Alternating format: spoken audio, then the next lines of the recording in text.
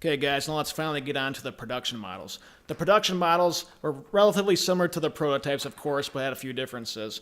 It had the mahogany body, two humbuckers at a Seymour Duncan full shred in the bridge, and the Seymour Duncan JB, the Jeff Beck model, in the middle position. It had one volume knob, a 3-selector switch. It had the original Floyd Rose that was flush mounted, okay? So the Floyd Rose was not floating, it was flush mounted, so it rested against the body, so you could, kind of like Eddie Van Halen's style, so it was rested against the body, you could whammy down, but you couldn't pull up with it, all right? It had a Gibson scale length, 24 3/4 scale. It had an R1 nut size. Now, this was really new at this time. I think this may have been one of the first guitars with the R1 nut that was baby production, so it's the skinniest Floyd Rose nut you can get. It had the tall and narrow frets, ebony fretboard, Schaller tuners, all right, so that's that. And as I mentioned before, the back of the neck had a 3-piece lamination, whereas the Warmouth prototype necks did not have that. The ping pong inlays also came standard on all production models, whereas the original prototype Polka Dot had this as well, but the Lightning did not have the standard dots on the Lightning prototype. There were 5 main graphics that the Night Swans had. So this one's the blue polka dot one. You got the black and white polka dot. This is a Kramer finish called the Hollow Flash finish, and there's a lot of Kramers in this era that had this particular finish. They like ironed this kind of material on it on a black background to get that look. This one is called the Aztec finish. And this one, I believe, is the most rare one. So you can see Vivian here in this particular ad. I've seen a lot of guys paint this one aftermarket. You know, they get a beat up Night Swan, or it's refinished, and they send it to the guy to be painted like this. I've seen that happen a lot, so I question how many of these are legitimate. And of course, you have the most popular, the Lightning graphic, which I don't believe the graphic is quite as detailed as the prototype, or at some point in time a certain guy could paint their better painting versions of this when they were airbrushed.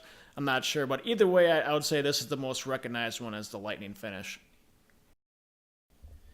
And a lot of people totally forget about this one. This is the Kramer Nightswan II. So it's just like the Night Swan, except it has 2 singles instead of the humbucker on it. I believe this one was released maybe at the very end near Kramer's bankruptcy in late 1889, 1990. Not many of these were made because it was near the end of its Kramer's lifespan, but I think a lot of these are parts guitars people threw together near the end when Kramer was doing a total sellout of all their parts near the end in 1990. This one may be a factory Kramer Nightswan II that was actually finished. The finish looks really similar to the Pro-Axe finishes of that time. That's just my opinion. But yeah, you don't see too many of these Nightswan IIs around. That being said, I remember in the old Kramer forum days, these weren't really sought after. Everyone seemed to want the 2 humbucker versions and the Kramer Nightswan IIs. There didn't seem to be a whole lot of interest. The Japanese market actually had their own version of the Night Swan, which is kind of have a funny and questionable background story to it, because I guess Buddy Blaze had no knowledge that the Japanese were making these style guitars being sold in Japan and not on U.S. shores, maybe to avoid any licensing fees owed to Buddy, who knows, but I think that's rather interesting. These guitars were pretty similar to the regular Night Swans, but there were a few differences, okay? It did not have the Night Swan emblem on it. The graphic paint schemes differed as well. You can see here the Lightning graphic particularly looks a little different. They did not have ebony fretboards. They had rosewood fretboards. They did not have the diagonal dot inlays, also called the ping pong inlays. So those are the main features of it that are different. Also, some of them didn't have the original Floyd Rose. They had a Floyd Rose 2 trim.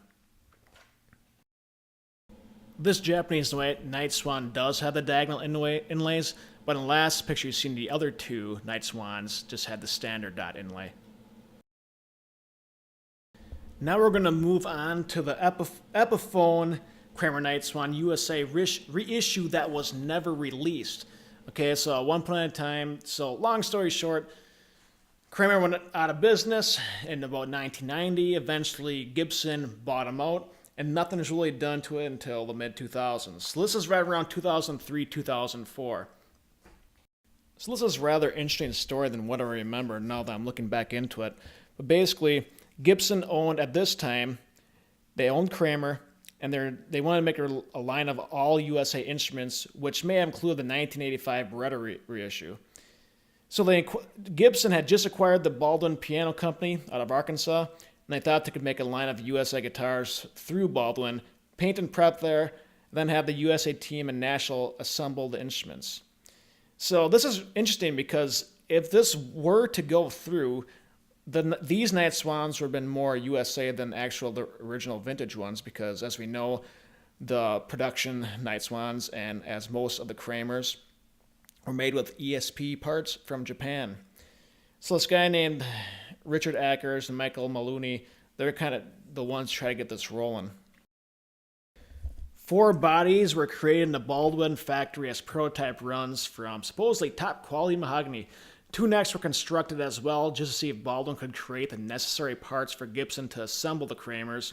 So this was right around the time of the 2004 Kramer convention, because Kramer, owned by Epiphone Gibson, they want to have the Berettas and Night Swans available to check out. Richard Ackers spent a large amount of time at the Baldwin factory hand-shaping, fretting the first prototype Night Swan. Supposedly there were 4 bodies created, and they were airbrushed by a guy named Dave Mahaffey.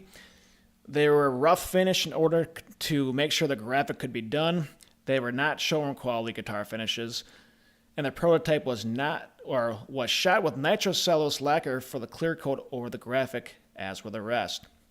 And in the end, 2 necks were started at Baldwin. 1 was hand fretted and shaped. The other started but never completed in-house. On the left is a picture of a vintage late 80s Kramer Nightswan. On the right is the body made at the Baldwin factory. So you can see the difference. There's a little bit of difference on there with the lightning and the color of it. This is the back of the Gibson Kramer Nightswan prototype. Here's the headstock. So you can see the whole guitar seems to be pretty true to the original.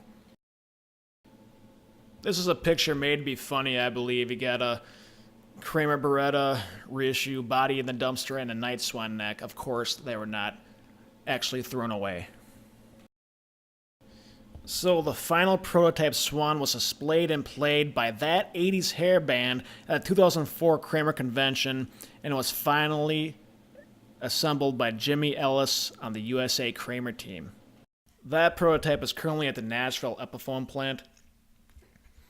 A second prototype exists that was created from the second neck made at Baldwin, and is most likely assembled by a Kramer employee from parts sold at an Epiphone employee sale. Those 2 Swan reissues are only 2 known in existence. 2 other bodies still exist out there and are probably stored away in someone's garage. You know, I could have swore way back in the day on the old Kramer forum, somebody was trying to sell one of these things for like $500. Maybe I'm wrong. For some reason, I just remember that being the case.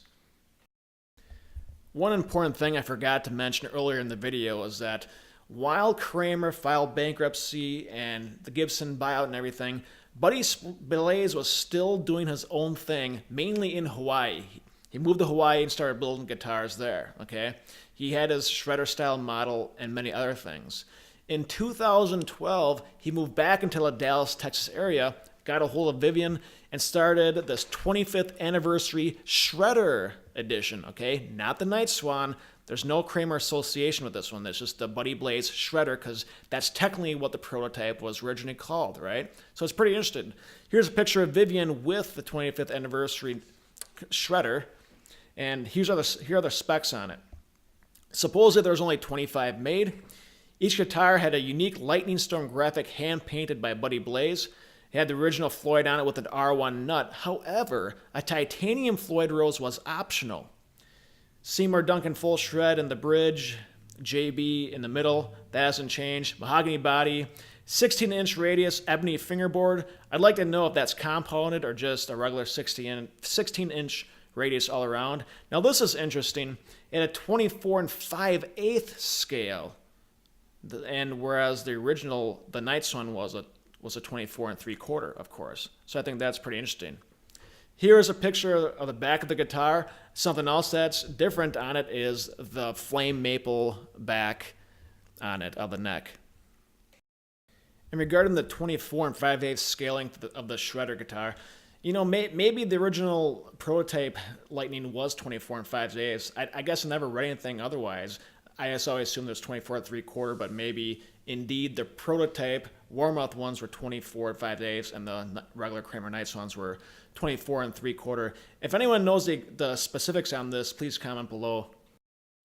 Also notice that the inlays are not the diagonal dot inlays, or as people call it, ping pong inlays, because the original Lightning shredder guitar, the prototype, never had that. It just had the regular dot inlays. Buddy Blaze also made a 25th anniversary of the polka dot prototype, which this one, same things apply. This one had, however, as you can see, the diagonal dot inlays, which is true to the original prototype. This one has 16-inch radius ebony fretboard. It has the original 1987 shredder dot inlays, which is we call the ping pong. It had a 24 5/8 scale length. Original Floyd Rose with an R2 nut titanium Floyd was also optional. Okay, I probably just realized this right now. So I guess I always assumed the original prototype was R1, but it is not. So I guess I'm sure Buddy Blaze knows more than anyone. So the original prototype must have also had the R2 nut, and the original prototype Lightning from the 80s must have had the R1 nut. Okay, it's got Seymour Duncan pickups. It's got the full shred JB. It came with They both came with certificate of authenticity signed by Buddy Blaze and Vivian Campbell. Things went virtually silent for many years until just recently in the Winter NAMM 2019, Gibson Kramer decided to do a lot of reissues in some famous models such as the Night Swan, the Richie Sambora model, the Beretta, and the Stage Master. So this is really interesting.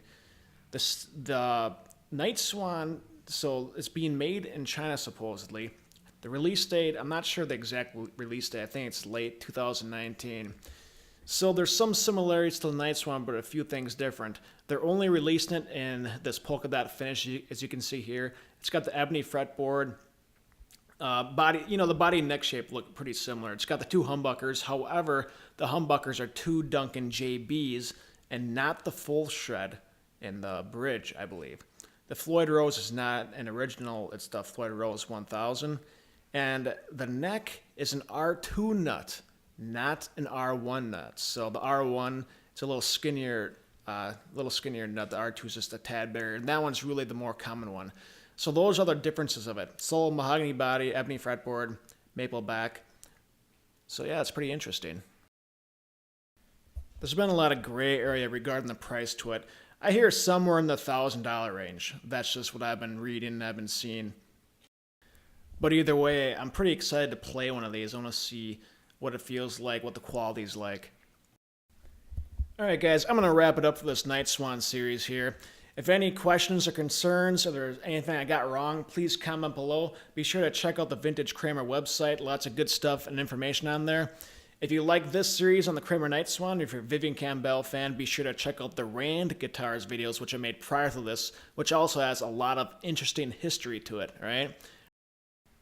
I plan on doing many more videos in the future related to Kramer guitars, 80s guitars, and branching out from there. Lots of good stuff in the future regards to the educational history of music and guitars in general. So stay tuned, guys. Peace out.